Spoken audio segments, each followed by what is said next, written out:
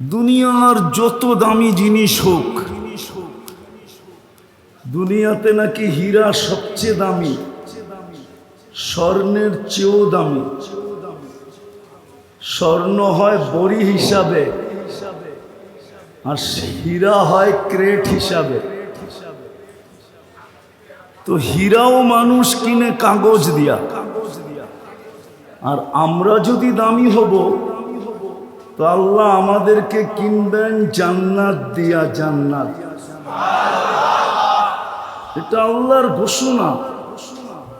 আল্লাহ ঘোষণা দিছেন, ইন্নাল্লাহ হাশতারা।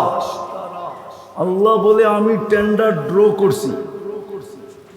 আর আল্লাহর সাথে কে টেন্ডার? আল্লাহর সাথে টেন্ডার দিবে কে? আল্লাহ তো আল্লাহই, ঠিক না? প্রথম টেন্ডার ড্রপ করছেন আল্লাহ, ইন্নাল্লাহ হাশতারা। আল্লাহ বলে আমি কিনতে চাই। যাকে আমি মুসলমানের ঘরে জন্ম দিছি তাকে আমি কিনতে চাই। আল্লাহ কি দিয়া কিনবেন? আল্লাহ বলে আল জান্নাত, জান্নাত দিয়া কিনবো। জান্নাত চিনেন? জান্নাত চিনেন? জান্নাত চিনেন না? জান্নাত তো চিনি না। জান্নাত চিনলে তো এই অবস্থা হতো না। জান্নাত চিনলে এই অবস্থা হতো না। বলবেন কি অবস্থা? তাইলে 95% মানুষ মসজিদ আর নামাজ থেকে দূরে থাকতো না। 95% মুসলমান মসজিদ আর নামাজ থেকে দূরে, নারী বলেন আর পুরুষ বলেন। অথচ নামাজে গ্যারান্টি ছিল, গ্যারান্টি। এই যে আপনাদের এখানে একটা মাদ্রাসা আছে, মক্তবের ছেলেরা পড়ে 3 নম্বর হাদিস, মিফতাহুল জান্নাতি আস-সালাহ। নামাজ দিছিলেন জান্নাতের চাবি নিজের হাতে নিয়ে নেওয়ার জন্য। জান্নাত তো চিনে না, এই জন্য কেউ চাবি নিতেও রাজি না। এই জন্য 95% মুসলমান নামাজ পড়ে না। অথচ ডাকে কে চাবি দিতে? কে ডাকে? চিনেন আল্লাহ? আল্লাহ তো চিনি না। যদি আল্লাহ চিনতাম তাহলে যারটা 24 ঘন্টা বুক করি। বুক করেন কারটা? আপনি যদি প্রযুক্তি দিয়ে দেখবেন তাহলে আপনাদের এই অঞ্চলের মার্কেটগুলোতে অক্সিজেন শর্ট থাকা দরকার ছিল। প্রযুক্তি বলে, বিজ্ঞান বলে এখানে অক্সিজেন না পাওয়া উচিত ছিল। ঘনত্বের কারণে, ভেন্টিলেটর না থাকার কারণে। গাজীপুরের চৌরাস্তা তো এটা, ঠিক না? আরে চৌরাস্তা তো সত্য তো। মার্কেটগুলা যেইভাবে কনজাস্টেড, এইখানে অক্সিজেনের শর্টেজ থাকার কথা ছিল। মার্কেট মালিকরা পয়সা দিয়া অক্সিজেনের সিলিন্ডার লাগাইতে হতো। যেমন অনেক মার্কেটে আছে, কি বলে এটাকে, সেন্ট্রাল এসি। গরমের দিন সেন্ট্রাল থেকে এসির মাধ্যমে ঠান্ডা মার্কেটে আসে। এই মার্কেটগুলো সেন্ট্রাল অক্সিজেনের পয়েন্ট থাকা উচিত ছিল, কিন্তু এই ভিতর অক্সিজেন কে দেয়? কে দেয়? সত্য তো। আপনি যদি আল্লাহ চিনতেন তো আল্লাহটাকে আপনি আসেন না কি করে? আসেন? আপনি তো আল্লাহ চিনেন নাই। আপনার তো এতটুকু ভয় হইতো যে যদি অক্সিজেন বন্ধ করে দিল কি করব? কম্পিলিং কোথায় করব?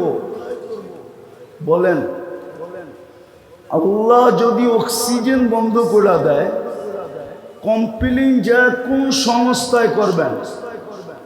বলেন আমাকে। পুলিশ, র্যাব, বিজেপি, সেনাবাহিনী, কোথায় কম্পিলিং করবেন? বলেন। 24 ঘন্টা তো আল্লাহটা বুক করি। নিয়ে আসেন উন্নত দুনিয়ার লোকগুলাকে। আপনাদের এই চৌরাস্তার সমস্ত মার্কেটগুলা ঘোরার পরে যে রিপোর্ট দিবে যে এটা এইখানে মানুষ থাকার যোগ্য না, এইখানে বেঁচে আছে কি করে। কিন্তু আমার বিশ্বাস গুলশানের সাথে যদি আপনাদের অ্যান্টিবডি চেক করা হয় তাহলে আপনাদের অ্যান্টিবডি বেশি পাওয়া যাবে। এটা আমার বিশ্বাস, আমার কাছে প্রমাণ আছে। 2020-এ যখন করোনা চলতেছিল তো বাংলাদেশে একটা জরিপ হয়েছে, গুলশান, বনানী, ধানমন্ডি, বাড়িদারানিয়া, যে এদের শরীরে অ্যান্টিবডি কতটুকু। সাথে সাথে তেজগাঁও বস্তিতেও অ্যান্টিবডি চেক করা হয়েছে। তেজগাঁও বস্তিতে পাওয়া গেছে 75 আর গুলশানে পাওয়া গেছে 65। বলেন 10 ওই বস্তিতে কে বাড়ায় দিল? কে বাড়াইল? গুলশানওয়ালা করে 10 কে কম দিল? আল্লাহ জানে বস্তিওয়ালাদের রোগ হইলে ওরা চিকিৎসা করাইতে পারবে না, বিদায় অ্যান্টিবডি বাড়ায় দাও যেন রোগ ওদের কাছে আইসা পাত্তাই না পায়। গুলশানওয়ালারা ইচ্ছা করলে আমেরিকা যেও চিকিৎসা করাইতে পারবে, বিদায় অ্যান্টিবডি কমায় দাও, রোগ আসলেই অসুবিধা কি? পাত্তি তো আছে। পাত্তি চিনেন? মনে হয় চিনেন না। ঢাকায় শব্দ তো প্রত্যেকে চিনবেন। তো 24 ঘন্টা আমি যে আল্লাহর মুহতাজ, আল্লাহটা বক্ষণ করি, আল্লাহ চালাই বিদায় চলি, ওই আল্লাহই তো জান্নাতের চাবি দেওয়ার জন্য আপনাকে ডাকে। আপনি যদি জান্নাত চিনতেন তাহলে তো সবার আগে যে বসে থাকতেন যেন চাবিটা আমার হাতে আগে আসে। 95 জন তো মসজিদে আসে না, নামাজ পড়ে না, অথচ সারাদিন বুক করে কাটটা কান্নুন খায়, সারাদিন গুণ কার গায়? আল্লাহর গুণ গায়। এই জন্যই তো আল্লাহ এক জায়গায় বলছিলেন আরজুকু আয়াশকুরু গায়রি, 24 ঘন্টা তোর প্রয়োজন আমি মেটাই। রাগ হয়ে যাবেন?